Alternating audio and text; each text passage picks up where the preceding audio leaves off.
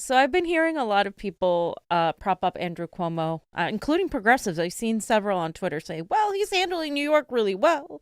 They're buying the mainstream media propaganda that he's the guy, he's it, right? He's the one.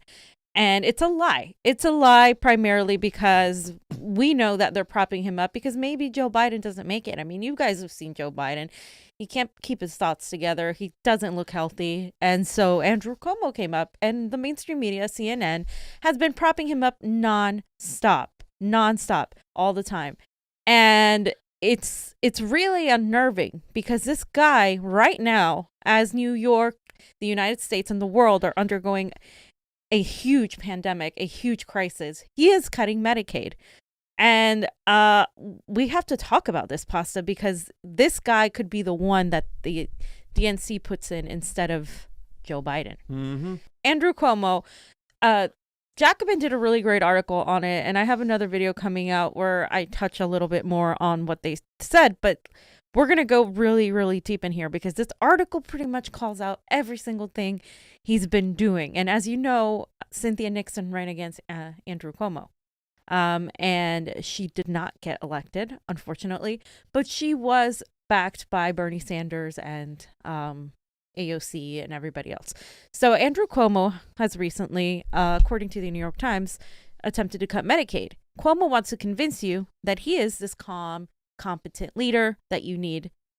And it's been so effective, Jacobin says, that you might miss that even in a pandemic, Cuomo is fighting to protect the rich and impose austerity, including devastating Medicaid cuts on everyone else. And there he is. There is little Cuomo. So he disbanded the Corruption Commission and he ran on creating when it began to investigate his allies. The man who made a host of videotape promises in exchange for the endorsement of the Working Families Party, only to turn around and break them all. He was also the man who secretly worked for years to ensure Republicans control the state Senate, protecting himself from the flack that would come with having to veto progressive legislation. So he promised to do a lot for progressives so he could get the Working Family Party's endorsement, which we know the Working Families Party has been kind of not the best at endorsing candidates, to say the least. They endorsed Elizabeth Warren, and, they haven't really been on point. And then he decided that he was going to go back on everything he said. So he sounds more like an Elizabeth Warren than anything else. But it gets worse because Cuomo, he's the governor of the 1%. Here they said, quote, lest you thought he had turned a new leaf. Governor 1% is insisting on taking an axe to the state Medicaid budget, even at the cost of $6.7 billion in emergency federal aid, and lying about it. It is the most unequal state in the nation, but he is fighting to protect the rich and impose austerity on everyone else. Make no mistake, even in a pandemic, Andrew Cuomo is not your friend. And so I kind of want to explain that. Wow. Andrew Cuomo is rejecting the $6.7 billion in aid. And he's rejecting it because in order to cut Medicaid, he has to reject that. So it's unacceptable for him to accept that money if he's cutting Medicaid. And he's choosing to cut Medicaid instead of accepting that money. Okay. And right now we're in a crisis. New York has, I don't know how many, almost 60,000 people that are infected. Yeah. And he's saying, nope, it's more important to cut Medicaid than to accept this money. Let me get this straight. I think if I remember correctly, to get this money from the government, you cannot make any cuts to Medicaid. Correct. So instead of taking the money from Trump, he's going to say, F you, Trump, I don't want your money because I'm going to cut Medicaid. Is that what he's attempting to do, or? No, he wants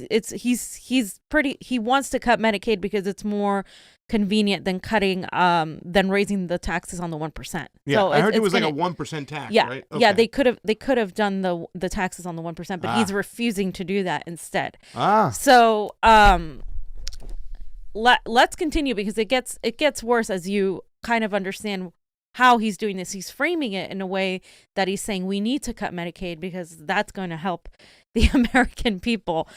They continue in the article, but what's lost in the rush to praise Cuomo is that he and his coronavirus task force Now his task, this is funny, his task force is headed by former high-ups at McAndrews and Forbes and the notorious Blackstone Group, whose corporate ties would have barred them from government service had Cuomo not used his emergency powers to lift revolving door laws, have shown callous indifference to the needs of New Yorkers' working class and most vulnerable citizens. So his task force that he is being so praised for and thrown accolades for is made up of elites from Forbes, McAndrews, and the Blackstone. Plasta, who is Blackstone? I thought that was a bad group. Doesn't it like a lot of Saudi investment money in that group or something? Or... Anti-immigration. Yeah, there's a ton terrible. of like.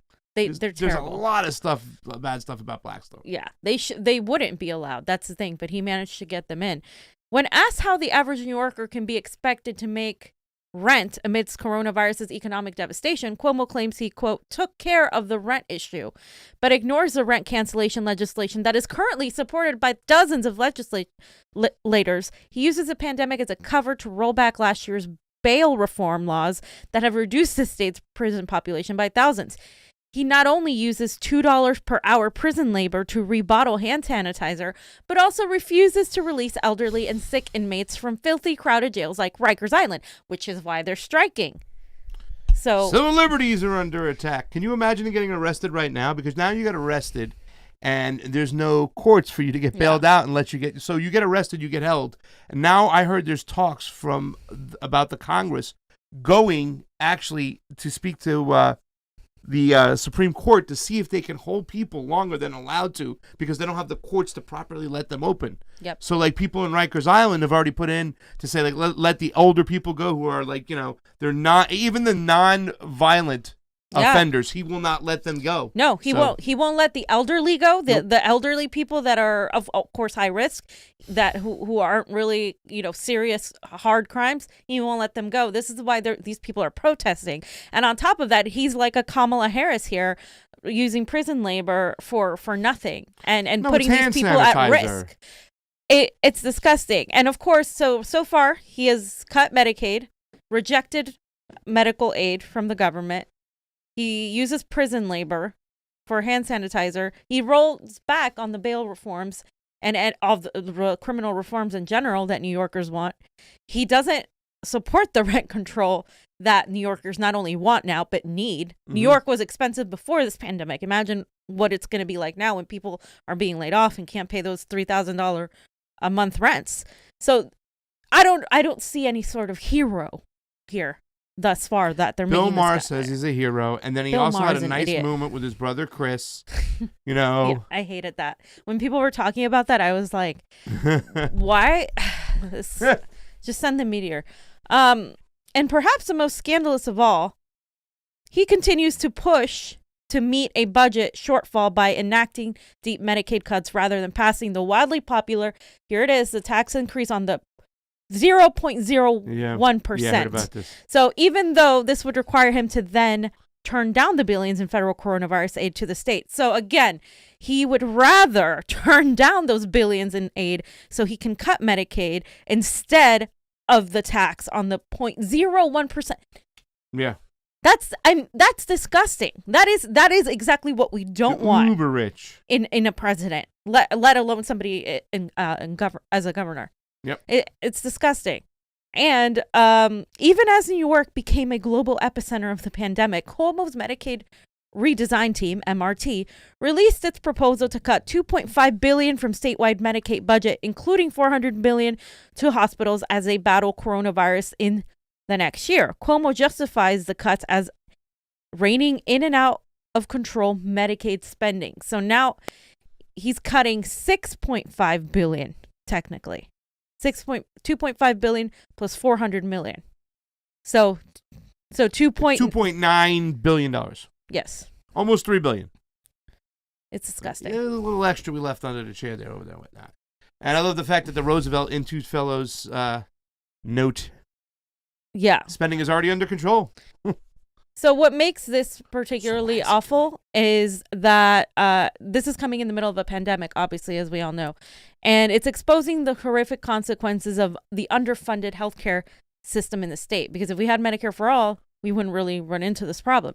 Decades of cuts to New York's health care services, many of them championed by Cuomo, have contributed to the present crisis. And in the press conference responding to Cuomo's budget proposals, nurse Sarah Buckley recounted how even before the pandemic, hospitals were, quote, cut to the bone, so short-staffed that patients often had to lie in their own waste for hours before a nurse was available to change their clothes. And, of course, these cuts aren't going to be helping the people. So, as Cuomo calls for retired health professionals to re-enlist and orders hospitals to expand by capacity by at least 50%. So he's making people go back to work who have already retired and is telling hospitals, you need to expand and staff people. That understaffing in the state's elimination of 20,000 hospital beds, which Cuomo has likely been the, quote, single most important person, unquote, in bringing about, according to Sean Petty of the New York State Nurses Association, are major limits on New York's response to the pandemic. So his actions prior are also causing New York to be a bigger crisis than what it would have been had he not been such an Ebenezer Scrooge. At times like this, and even in normal times, we don't have the resources we need to keep people alive. And there's a video here from Democracy Now! That we can play. Yeah, it's in the folder below the picture. Below the Alive. Oh, we passed it. There it is. Yeah. I'd like to ask Sean, going back to this issue of hospital capacity, over the last few decades, and certainly during the period that Governor Cuomo has been in office, the number of beds available per patient in the United States and many states has declined dramatically, mostly because hospital managers see empty beds as not money-making, so they want to reduce the number of empty beds as much as possible, so they staff fewer and fewer beds. Could you talk about these past policies, and now with this sudden crisis, how the chickens have come home to roost in terms of this maximum bottom line for hospitals? Yeah, absolutely. And I would just add that it's not just hospital managers. It's actually, all of the people who are making political and economic decisions around public health in the city and the state. So, for instance, I would call Governor Cuomo probably the single most important person in terms of the drive to close down hospital beds in this state over the last 20 years.